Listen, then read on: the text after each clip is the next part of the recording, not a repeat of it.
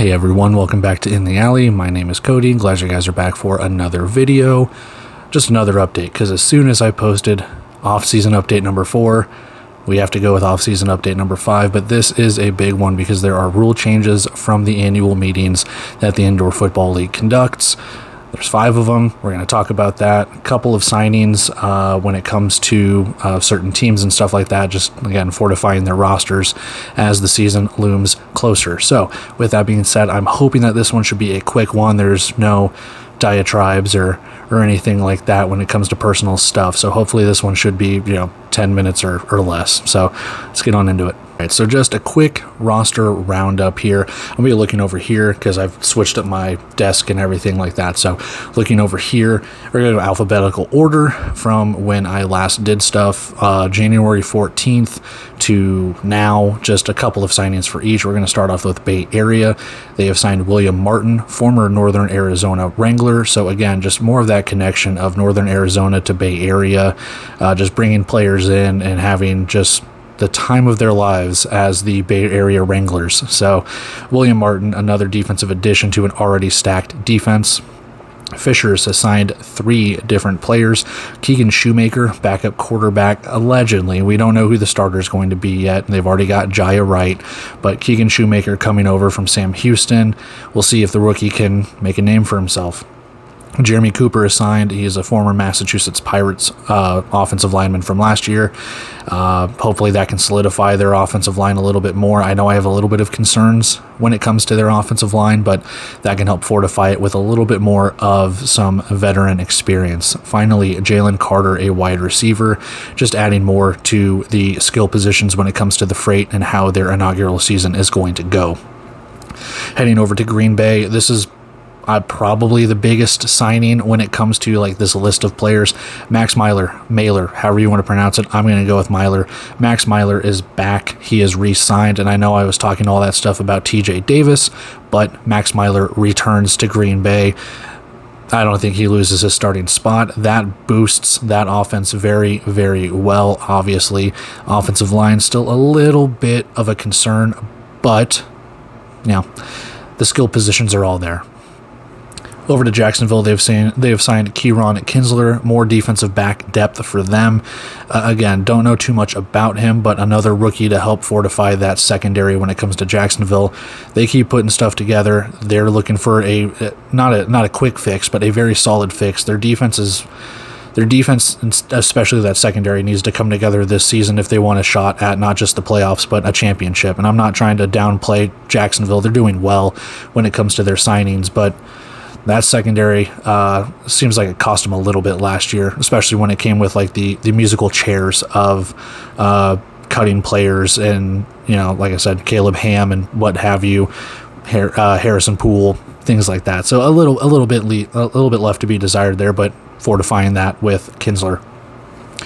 Massachusetts signs Damon Hazelton Jr. I think I had that in the last update. He was the last one that I kind of got before I went. I'm cutting this off here. So, nice, solid wide receiver, 6'3", 205. And then Puka Williams, former KU Jayhawk, and as I live here in Kansas City, very, very cool signing for Massachusetts. I know he's been over like the UFL or XFL or whatever the case could be, kind of making a name for himself. He was, I believe, on a practice squad in the NFL at one point, but it's really nice to see him get a shot here. I think he could actually make some waves when it comes to, and that's no pun intended for the Pirates, I just realized that, but I think he could do a very, very good job in the indoor game. A very, very good running back, especially watching him on Saturdays when you have all the Big 12 stuff going on here.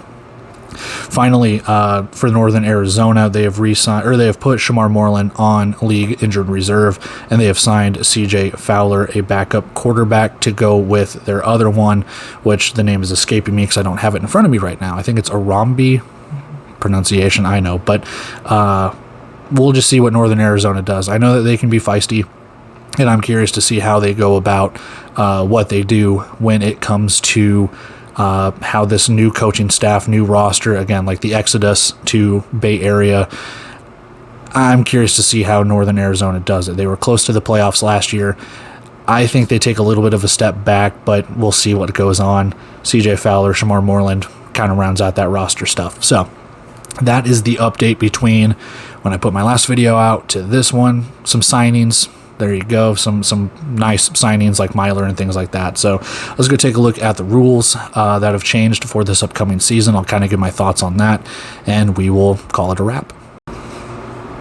Okay, so rule changes. The Indoor Football League and its owners and everyone got together and they talked and they said, let's change some rules. So there are 6 rule changes right now. I'm going to go over them, kind of explain what they are. If you're new to the game, if you're not new to the game, this shouldn't be any surprise to you.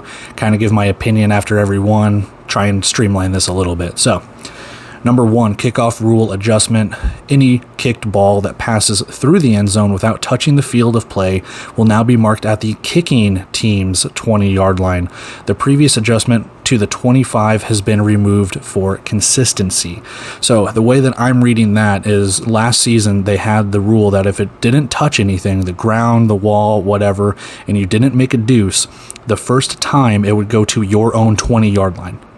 The second time and any time after that, it was to the midfield, 25-yard line.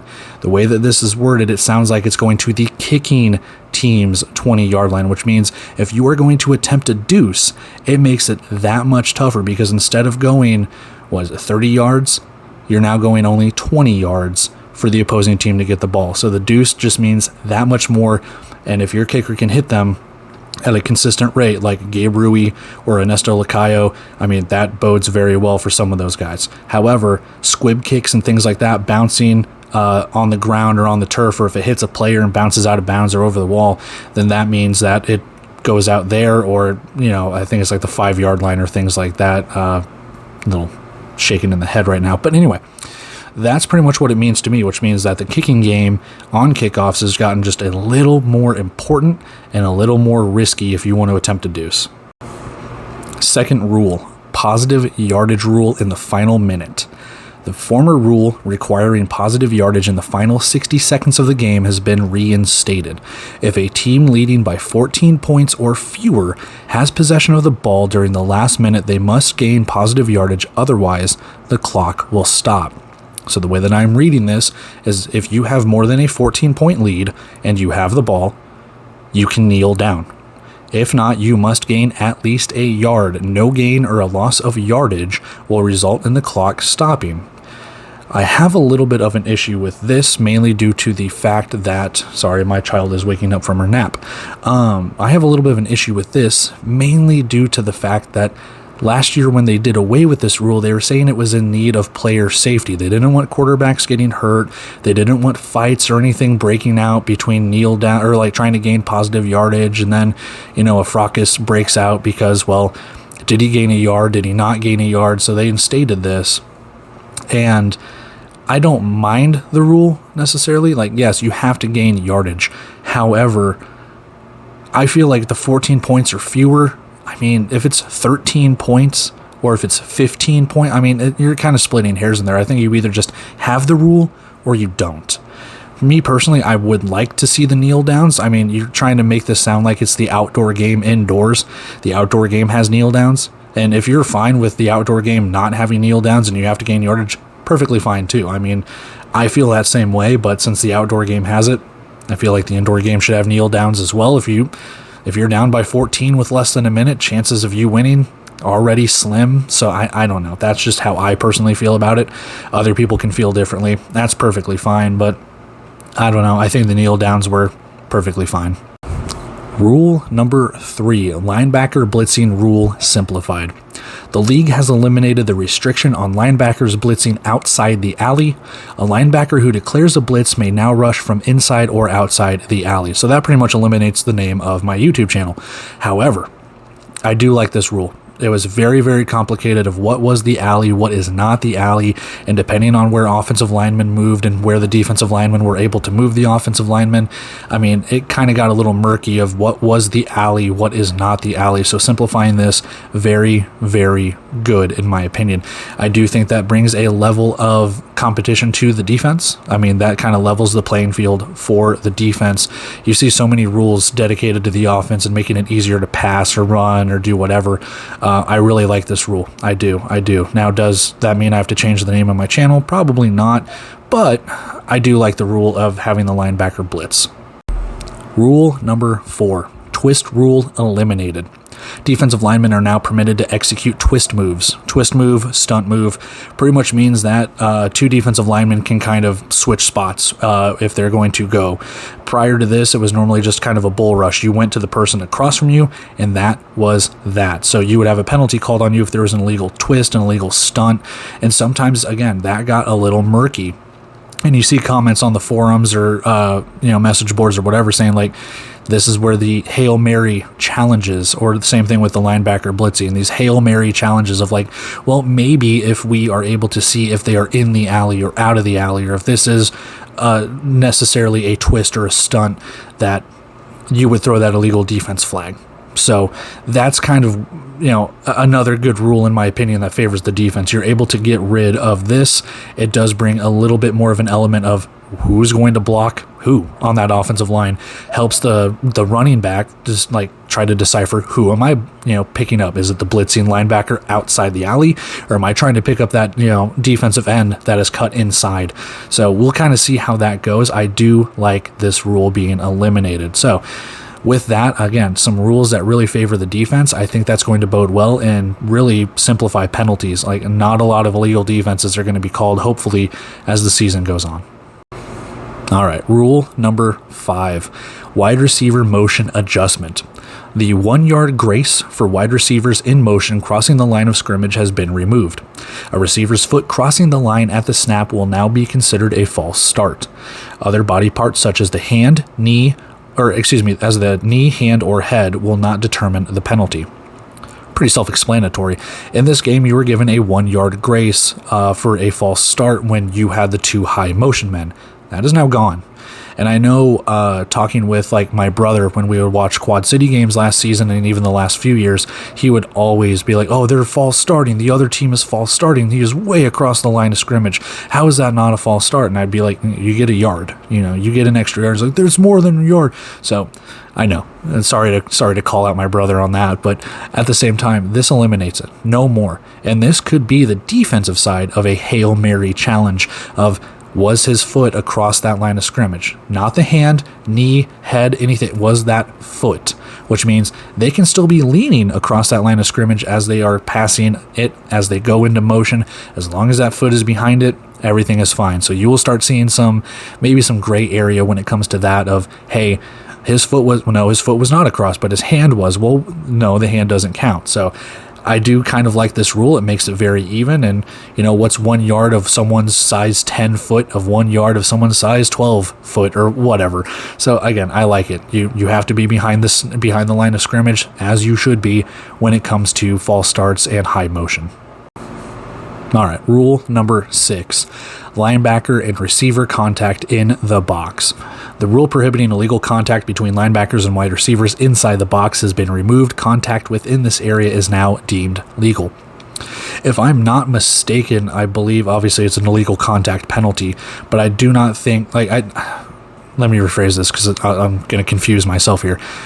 When a wide receiver went into the box, they were not allowed to use like a pick play or an illegal pick play on a linebacker, or else it could be illegal contact. Same thing on the other side. You cannot, as the linebacker, you cannot make contact with the wide receiver to kind of bump him off of his route or, disrupt the timing and stuff like that, or else it would be an illegal contact penalty. So with this, it's simplifying it, saying, hey, not necessarily an illegal pick, but if the wide receiver just happens to be there while the other wide receiver on the other side is using a crossing route or some sort of mesh, then yeah, that could be deemed legal as long as it's obviously not a blatant pick, However, on the other side, yeah, the linebacker can bump the wide receiver off of his route and kind of just go along those lines as long as it is inside the box or even outside of the box. So there you go, more simplifying of the rules on the defensive side of the ball, a little bit on the offensive side of the ball. And again, it's a little confusing of the wording for me, so I think it does favor the defense a little bit. So I think this is going to really, really shore up penalties on the defensive side of the ball and really make this game run smoother. You add in the kicking rule, my goodness, this is going to be fun. And then obviously the kneel down rule, that's the only one I'm not necessarily a fan of, but all in all, The IFL is listening to the fans. The IFL is listening to each other, the players, the coaches, whatever the case could be, to really simplify this game and make it a way smoother product for the fans, for the coaches, for the players, for anyone watching, to understand the rules, understand the penalties of what you can and can't do. It's a very, very tough game. And like I said, anything that they're doing, it seems like an overall positive for the IFL. So there's the rules. Let's wrap this up and get on out of here. And that's it. That's it for the video, for the rules, for all of that. Quick little nice bow on everything. But with that being said, I'm going to take off here and kind of get on with the rest of my Sunday afternoon. I think the Eagles and the Rams just kicked off about 20 minutes ago, give or take. So about 2 o'clock here, 2:30 here. So dentist time, dad jokes, here in Kansas City. So with that being said, I'm going to go get my daughter up from her nap. I'm going to go watch some football and kind of just go from there. So hope you guys enjoy the rest of your Sunday. I know this will be out on a Monday, but hopefully you guys did enjoy the rest of your Sunday, had a good weekend and all of that stuff. So we'll chat again soon. I'm sure as soon as I put this video out, there will be more transactions and more stuff like that. So until then, guys, love you, take care, and until then, see ya.